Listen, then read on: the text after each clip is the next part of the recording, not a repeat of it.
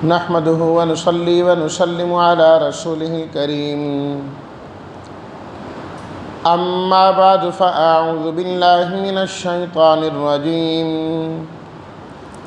بسم الله الرحمن الرحيم اهدنا الصراط المستقيم۔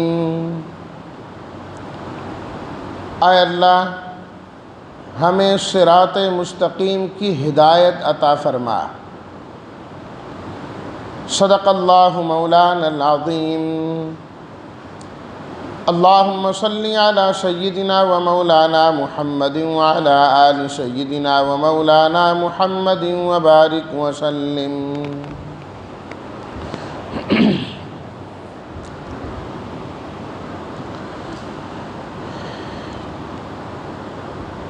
پہلی آیات میں اللہ تعالیٰ کی حمد و ثنا ہے۔ جب اللہ تعالیٰ نے بندے کو اپنے در پر سوالی بن کر آتے دیکھا تو اللہ نے سوال کرنے کا طریقہ بھی اپنے بندے کو خود سکھا دیا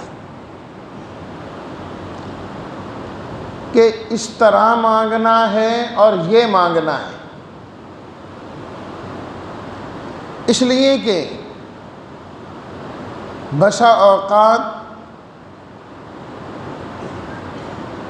دینے والے کی فیاضی کے باوجود، سخاوت کے باوجود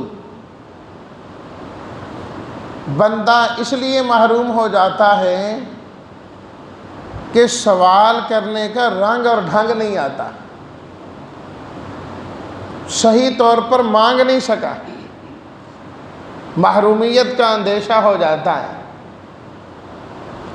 تو اللہ نے اپنے در پر آنے والے بندے کو مانگنے کا طریقہ بھی خود سکھا دیا کہ پہلے اللہ کی حمد و ثنا بیان کرنی ہے۔ الحمدللہ رب العالمین الرحمن الرحیم مالک یوم الدین، اور پھر اپنی وفاداریوں کا اظہار کرنا ہے۔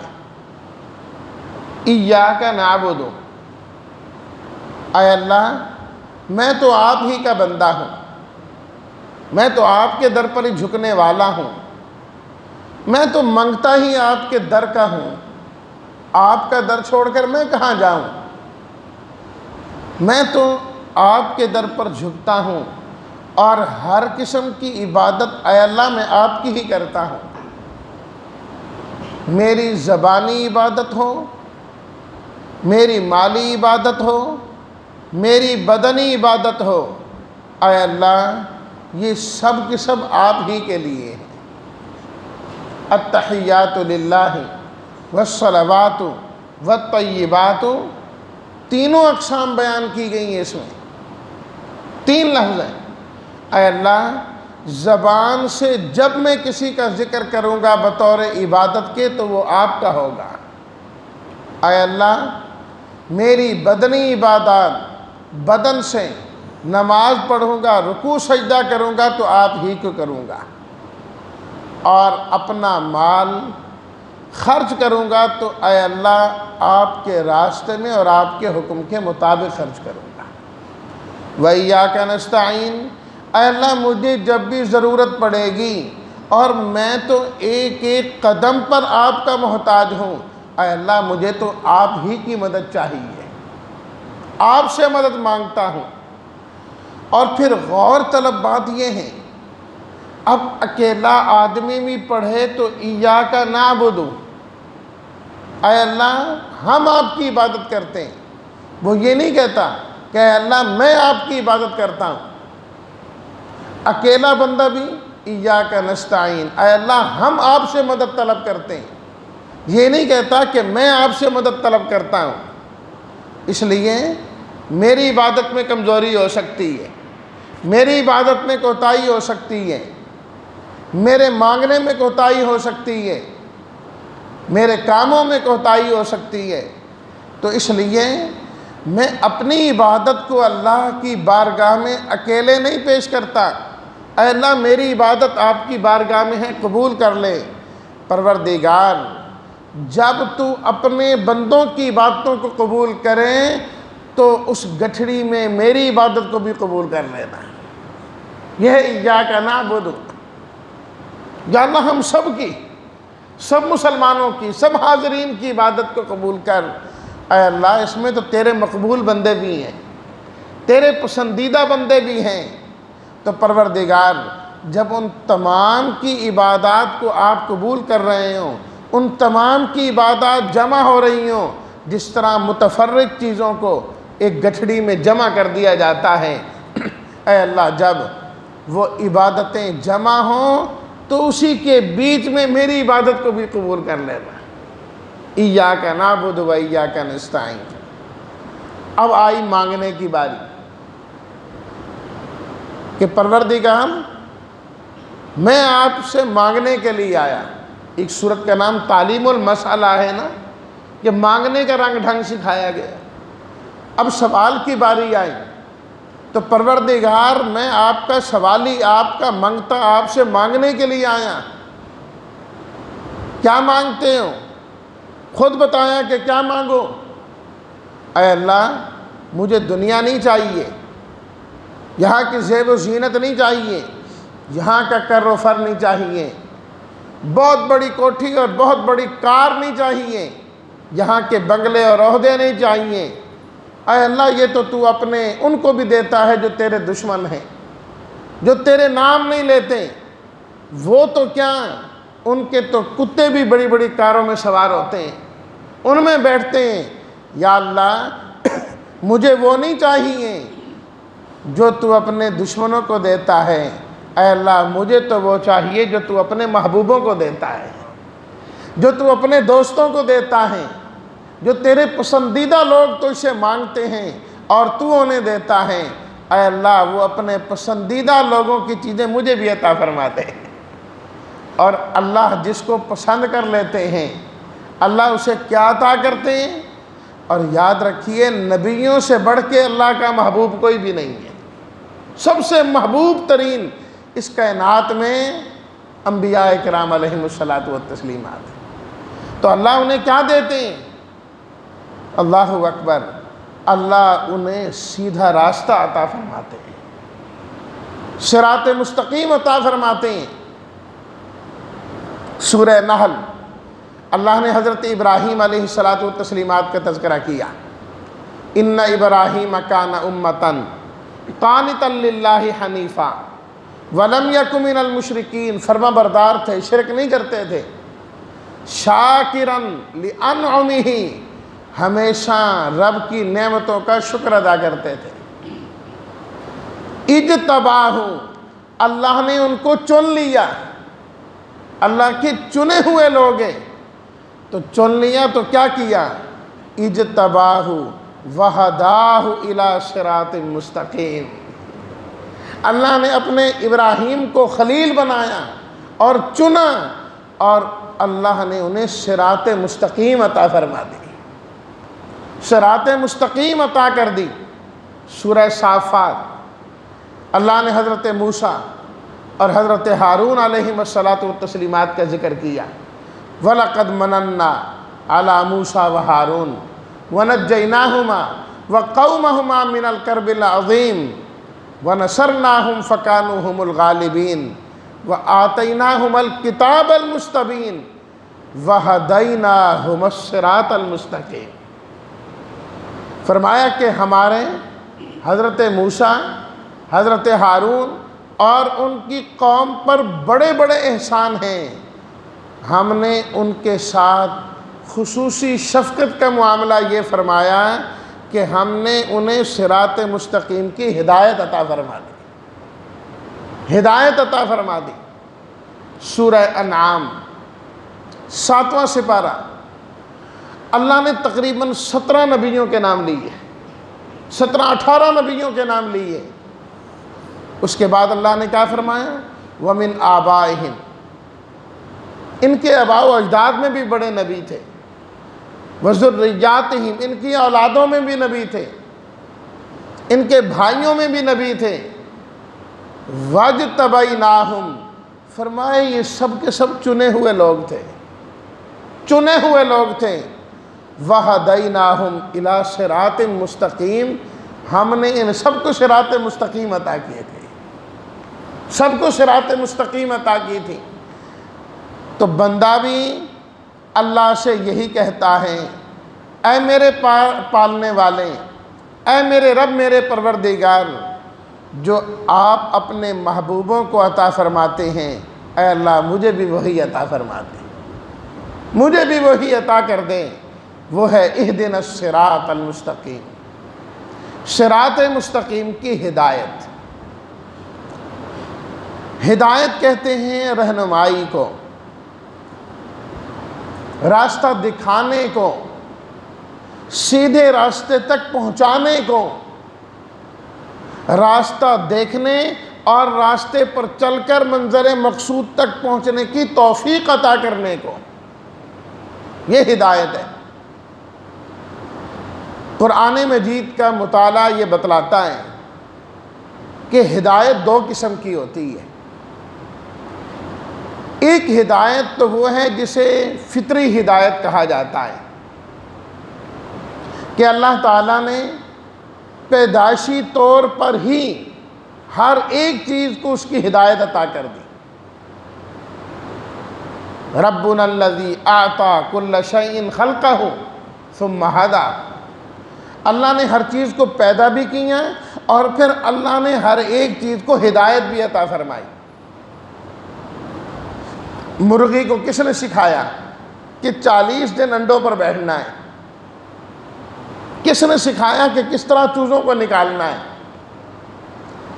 اور باہر نکلنے والے چوزے کو کس نے سمجھایا کہ اپنی چونچ کو زمین پر مارنا ہے؟ تھوڑی دیر پہلے پیدا ہونے والے چوزے کو کس نے بتایا کہ تو نے پانی کیسے پینا ہے؟ چونچ میں پانی کا قطرہ لے کر اپنے منہ کو اوپر کرنا ہے۔ کون سکھاتا ہے اسے؟ اور کون سکھاتا ہے گائے کے اور بھینس کے بچے کو کہ تو نے ماں کا دودھ پینا ہے، تھنوں کی طرف جانا ہے؟ کون سکھاتا ہے گھوڑے کے بچے کو کہ تو نے دانہ کھانا ہے اور گھاس کھانا ہے؟ کون سکھاتا ہے شیر کے بچے کو تو نے گوشت کھانا ہے؟ کون سکھاتا ہے انسان کے بچے کو کہ بھوک لگے تو رونا ہے؟ کون سکھاتا ہے اس بچے کو کہ ماں کے پستانوں سے دودھ پینا ہے؟ ثم ہدی، یہ کوئی نہیں سکھاتا۔ اللہ فرماتے ہیں ہم ہدایت دے کر بھیجتے ہیں اسے، ہم ہدایت دے کر بھیجتے ہیں اسے کوئی پتہ نہیں ہوتا۔ یہ فطری ہدایت ہے جو اللہ ہر چیز کو عطا فرما دیتے ہیں۔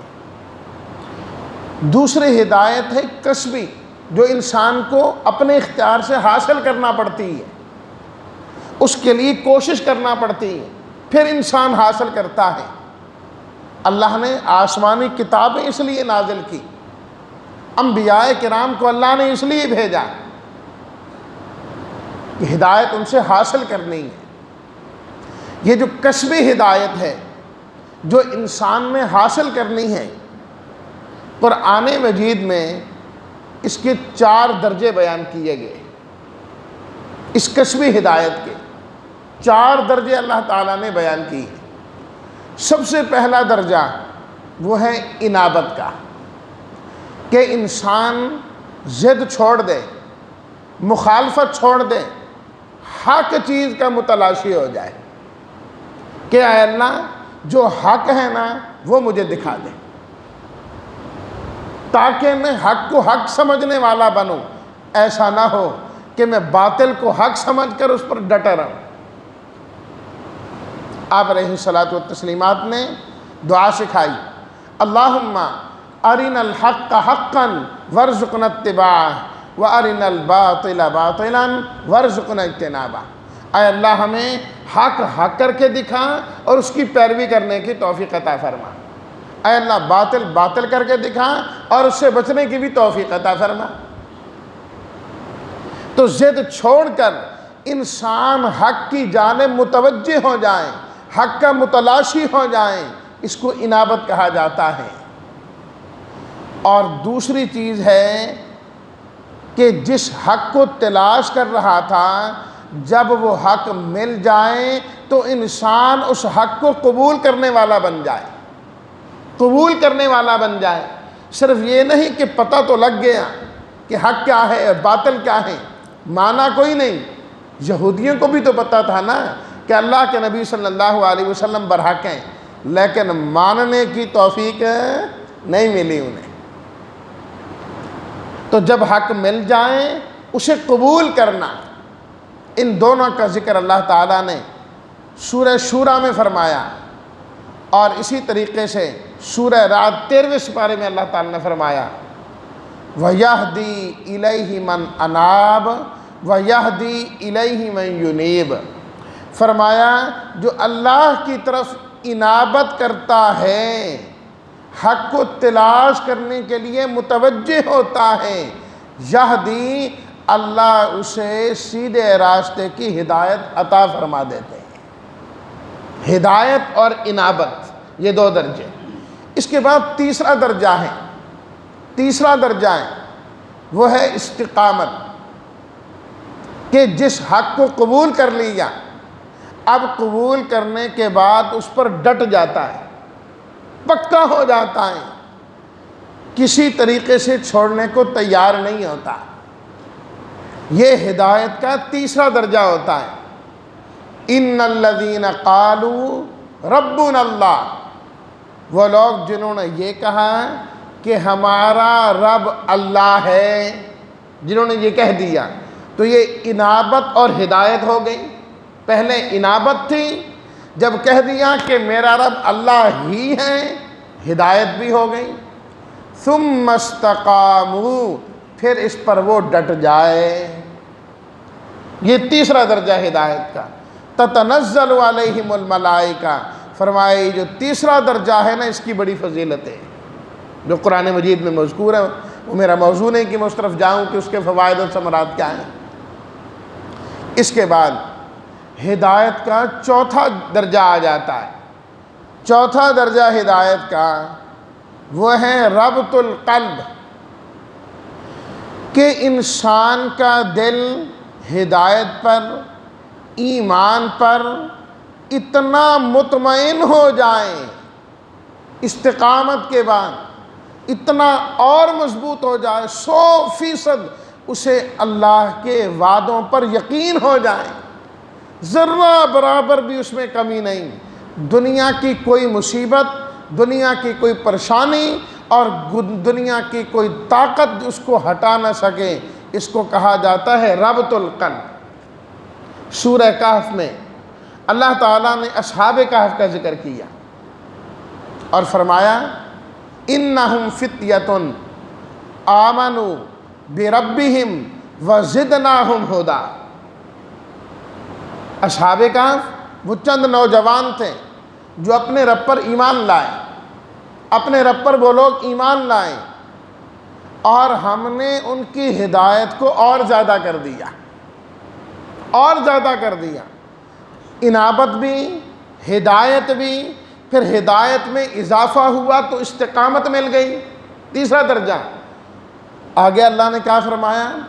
وَرَبَطْنَا عَلَىٰ قُلُوبِهِمْ، ہم نے ان کے دلوں کو پکا کر دیا، ربط القلب، دین پر جما دیا، پھر وہ اتنے مضبوط ہوئے کہ وقت کا بادشاہ بھی ان کے قدموں کے اندر جنبش نہ پیدا کر سکا۔ اس سے بڑی طاقت اور کیا ہوتی ہے؟ انسان کو ہلانے والی چیز کیا ہوتی ہے؟ بادشاہ ہے، وقت کے پاس جتنا اختیار ہوتا ہے، جو اس کی مصیبتوں سے بھی نہ ڈرے، اس کی جیلوں سے بھی نہ ڈرے، وہ سب سے بڑا۔ فرمایا ہم نے ان کو مضبوط کیا، ان کے دلوں کو اس وقت۔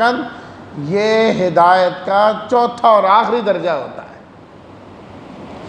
جب انسان وضو کر کے نماز میں آ کے کھڑا ہوتا ہے، انابت بھی ہوتی ہے، ہدایت بھی ہوتی ہے، تو اب اہدنا الصراط المستقیم کا معنی کیا ہوتا ہے؟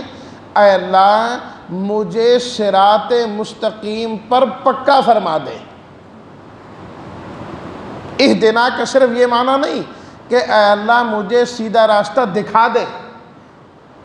جس کو نہیں ملا تو وہ مانگے تو اس کا مطلب یہ ہے سیدھا راستہ دکھا، اور جس کو مل گیا، آپ اور میں نماز کے لیے آ گئے، تو اہدنا کا معنی دکھانا نہیں، اے اللہ ہمیں صراط مستقیم پر اب ہمیشہ کے لیے چلا دے، ہم اس پر چلنے والے بنیں۔ صرف یہ نہیں کہ آج اٹھے ہم صبح نماز پڑھ لی، فجر کے لیے آ گئے، کل توفیق نہ ہو، نہیں ربا جس طرح آج آنے کی توفیق عطا کی، یا اللہ ہمیشہ ہمیں اس طرح ہی آنے کی توفیق عطا فرما دے۔ یہ انسان مانگتا ہے اہدنا الصراط المستقیم۔ فرمایا یہ ہے ہدایت جو ہم عطا کیا کرتے ہیں، اور اللہ نے ہدایت کا یہی درجہ حضرات صحابہ کرام کو عطا فرمایا تھا، بالکل آخری استقامت، ربط القلب۔ خود اللہ نے سورہ الحجرات میں فرمایا وَلَكِنَّ اللَّهَ حَبَّبَ إِلَيْكُمُ الْإِيمَانَ وَزَيَّنَهُ فِي قُلُوبِكُمْ، اللہ نے ایمان کو تمہارے دلوں کا محبوب بنا دیا، تمہارے دلوں میں اسے مزین کر دیا۔ وَكَرَّهَ إِلَيْكُمُ الْكُفْرَ وَالْفُسُوقَ وَالْعِصْيَانَ، ہر طرح کا کفر، نافرمانی، فسق اور فجور تمہارے ہاں پسندیدہ ہو ہی نہیں سکتا۔ یہ اللہ نے ایمان کا آخری درجہ ان کو عطا فرمایا، آخری درجہ۔ وَأَلْزَمَهُمْ كَلِمَةَ التَّقْوَى، فرمایا کہ کلمہ توحید اللہ نے ان کے دلوں کے اندر لازم کر دیا۔ اولئک کتب فی قلوبہم الایمان، اللہ نے ان کے دلوں کے اندر ایمان کو لکھ دیا تھا، لکھ دیا تھا۔ ہدایت کا وہ درجہ مانگنے کا اللہ نے سورہ فاتحہ میں ہمیں حکم دیا ہے کہ تم بھی اللہ سے وہی مانگا کرو، وہی مانگا کرو۔ اب وہ صراط مستقیم کیا ہے؟ قرآن نے صراط مستقیم کہا کس کو؟ ہدایت تو ہم نے مانگ لی کہ یا اللہ ہدایت دے صراط مستقیم کی۔ صراط مستقیم کیا ہے اس کے متعلق انشاءاللہ کل کے درس میں عرض کریں گے۔ اللہ ہم سب کو ہدایت کا اعلیٰ سے اعلیٰ درجہ عطا فرمائے۔